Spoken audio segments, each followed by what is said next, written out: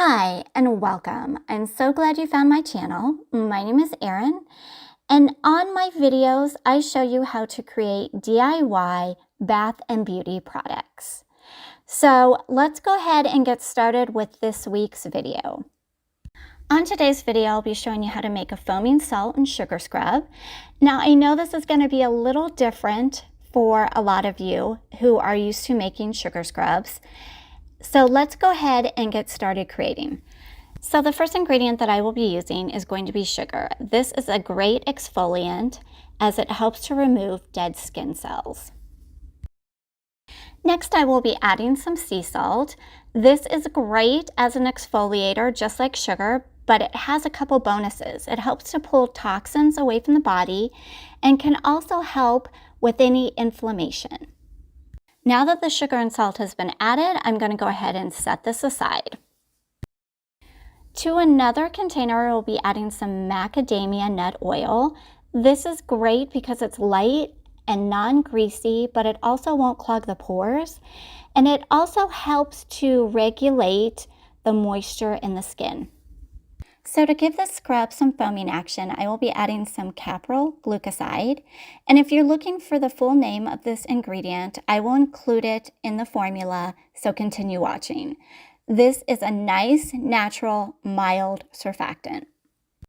Now I'll be adding a small amount of shea butter. This is great for softening the skin. This next ingredient, beeswax, helps to harden the scrub slightly and also improves the texture. Now that the beeswax has been added, it's time to go ahead and melt down all the ingredients. It takes about 20 to 30 minutes. Now that the ingredients have completely melted, I will be gently stirring this just a little bit and then allowing it to cool for a few minutes. I don't want it to harden up, but I want it to cool down just a little bit before I add my next ingredients. All right, now that the ingredients have cooled down enough to where I can add my next two ingredients, I'm going to start by adding my preservative, and that is going to be Optiphen. Optiphen is a really good broad spectrum preservative. And the reason I am choosing to add a preservative is because I know that this is going to come in contact with water, and I don't want any nasties growing in my scrub.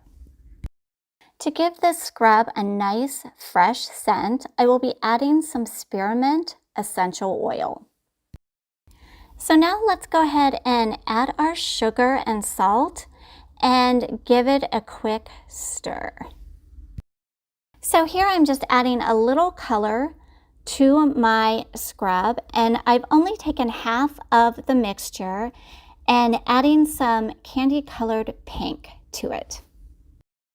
So here is what the color ended up looking like for at least this portion of my scrub. To the remainder of the scrub, I will be adding this ocean colored blue mica. And here is a look at what that blue color looks like in the scrub. Time to go ahead and package my scrub. I'm going to go ahead and use two different Ziploc bags to put my scrubs in, and I will be piping them into my container. This is actually a really fun and creative way to do it. So here is the formula that I used today to make this foaming sugar and salt scrub, along with any substitutions. For the formula, unfortunately, I would not recommend substituting another surfactant in this, simply because it does change the final product.